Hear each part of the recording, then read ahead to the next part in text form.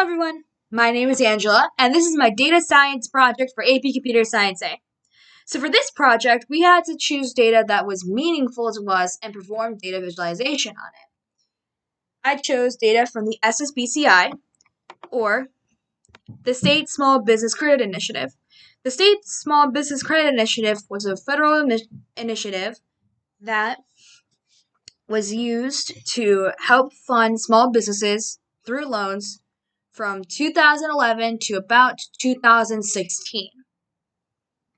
I chose this data because I am interested in I'm very dedicated to helping small businesses actually get off the ground. I very much support legislation and such that would help and support our small businesses actually getting funding, because small businesses provide competition and are quite important to our capitalist economy, as they provide competition which ensures that the invisible hand of the economy can actually push it along, as well as it ensures that, one of the factors of demand are actually met so that we don't just have monopolies everywhere. But yeah, so before we actually get started in discussing the code, we have to actually define a few things. So the loan investment amount. The principal amount of the loan or investment supported with SSBCI funds. So what does this mean? This is the initial amount or investment that was given to the business. It was with some SSBCI funds. So funds from the program. And then we have SSBCI original funds. So these are funds from the program that were expended, that were used through several different kinds of programs that are meant to give funding to small businesses when they ask for loans, like CAP programs, collateral support programs, VC programs, loan guarantee programs, etc. One way or another, despite the differences in these programs, the money ends up in the hands of the businesses. So I did not take that into account when I did my data visualization. But yeah, these are funds purely from the SSBCI program. Then we have concurrent private financing, which is the amount of any private financing associated with but separate from the enrolled loan or SSBCI supported investment. So what does this mean? It means that the business in question had gotten a loan or an SSBCI supported investment, and after they got that loan or SSBCI supported investment, they seeked out private financing through means that were related to where they got the enrolled loan or SSBCI supported investment, but they're separate from those, meaning they're not a part of the enrolled loan or the SSBCI supported investment. Whilst we have subsequent private financing. This is the total amount of private financing received after closing that is caused by or resulting from the initial SSBCI supported financing. So what does this mean? So this means that basically the business received a loan or some sort of private financing, from the SSBCI. That loan closed for whatever reason, and then a few months later, they had gotten another loan or other private financing through other means. All right. And then the revenue is the borrower/investee's annual revenues for the most recent fiscal year as of the reporting year end. So basically, it's how much money the business made, before taxes and such. All of that was from the dictionary that I had found from the U.S. Treasury for the SSBCI data that I used. So part 1 of this project was handling missing data, removing rows of data with missing data sets. So first off, you will notice that some of the states listed in the data are missing years. Like some states don't have data from 2011, some states don't have it for 2015, whatever the case may be. I tried to account for this when I first started this project. So I cleaned out the data set of all these holes, but then I found that there was actually a significant amount of data that was gone. Actually, it straight up returned an empty data set. So I was not able to take into account the missing years that way. I just had to list the missing year as a 0 for that state or territory.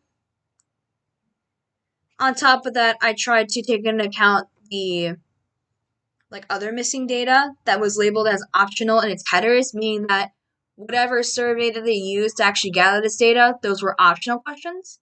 And again, it returned an empty data set, so I also had to not take that into account.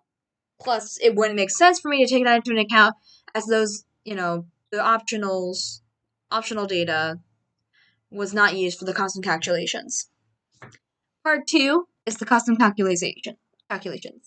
So we calculated the average for initial loan investment amount, average for the SSBCI original funds amount, the average for the concurrent private financing, the average for the subsequent private financing, and the average for the revenue. This is all subdivided by state first. And then as we get to the graphs, you see that 1 through 5 is, just displaying the calculations that we had discussed by state. However, 6 through 10 are the above calculations not only divided up by state, but also by year as well. With that out of the way, let's get started on the actual code. So right here at the top, this is where we imported the data as a .csv file from our GitHub repository. This is one of the easiest ways to actually import the data, so I went with it. I imported the pandas the pandas API, and imported this matplotlib.pyplot API as well for the scatter plots, as it was actually quite easier to use than the pandas API. Whilst the pandas API was more so used to actually divide it all up into tables and everything. But yeah, afterwards, I used the df.iloc keywords to select the rows, then columns for each part. So this is for the Alaska initial investment in total. And then I stored that into this variable, then grabbed this variable and stored the mean of that previous variable in there for my averages. I basically repeated this process for each and every state for 1 through 5. And then for graph 6 through 10, basically the columns would stay the same, but the rows would change. So I would be able to grab 2013, 2014, 2015, 2016, and so forth and so on. Now, I did this by hand, which makes it so that we have mistakes like these right here. You see all 3 of these, 2014, 2015, 2016, same right here. They're all the same, which means that part of this may be inaccurate.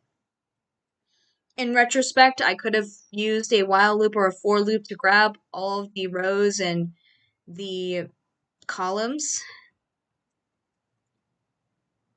But for some reason, I thought copying and pasting all this by hand was a great idea. So take what we will as with a grain of salt. But yeah, I basically repeated this process for each and every single state as well. So with this out of the way, I'm going to skip over to the next section.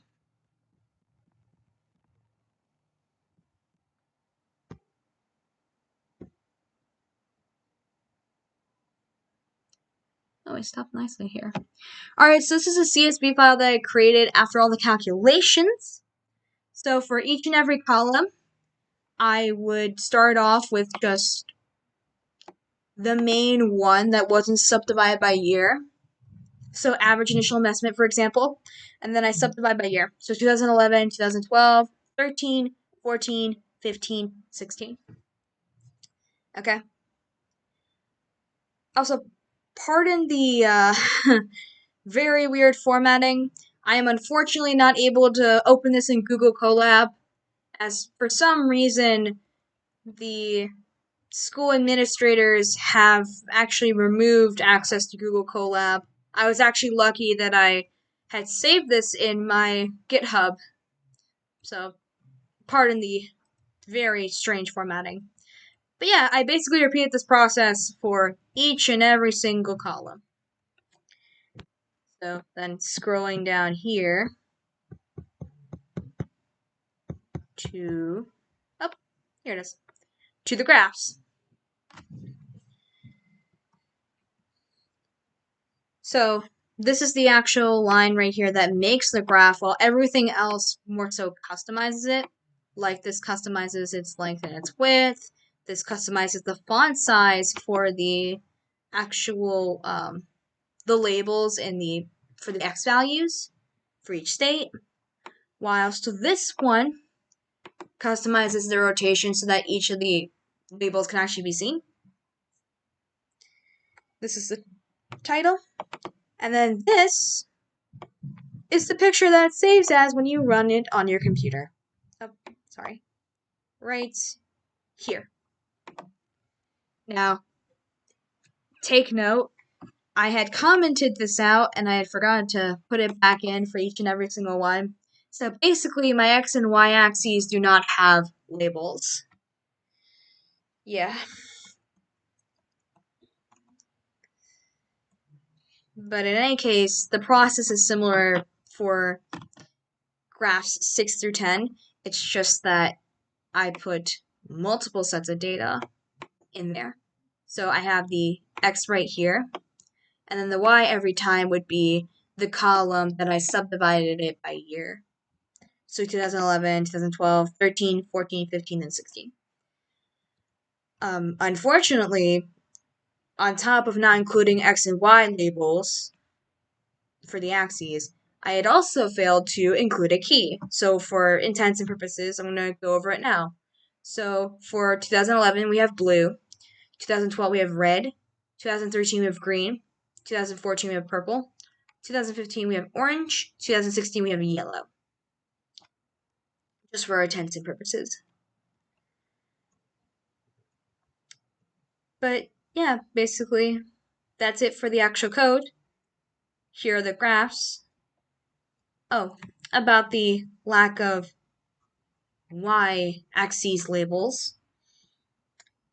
For the scale, it's either in hundreds of thousands or millions to billions, depending on the scale. So in any case, this is the average initial investment graph. So despite the outliers, it seems like we have quite a weak positive linear progression, meaning that as we go down the list of states, the higher the initial investments seem to be. It is the same with the average SSBCI original funds as well, though this is in the hundreds of thousands.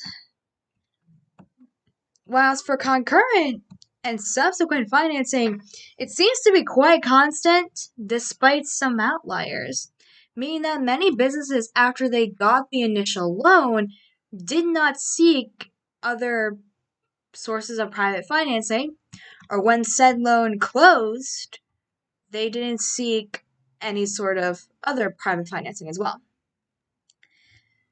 Average revenue is quite sporadic, though despite the outliers, it seems like once again we have a weak positive linear progression, meaning that as we go down the list, it seems that the program actually had helped in ensuring that the businesses were actually funded in each state so that they actually could make money. And then we have said graphs divided up by year, showing a similar shape to their parent graphs. So positive linear progression, though weak, and with a lot of outliers. Same here. And, well, once again, quite constant for the latter half of the data. Same with the average revenue. So that's everything regarding the actual code and the graphs. Now, what would I do differently if I was able to do this all again? Well, I bounced around this idea earlier since, early on in the code we saw the fruits of constantly copying and pasting and doing this by hand when you have tools at your disposal that can make this more streamlined. But I said I'd probably use a while loop to grab like the rows and use the column names to actually grab the index numbers for those as well. A nice if and else statement to see if, what year I was grabbing as well as what state, and then probably put that into a list and then use that list to create all those variables. Though that would be a lot of variables too. So I'm more so leaning towards this other approach that I would now have at my fingertips now that I've studied computer science a bit more. This past semester, I learned SQL for database development. And it's actually really easy to use SQL to divide up tables into subsets.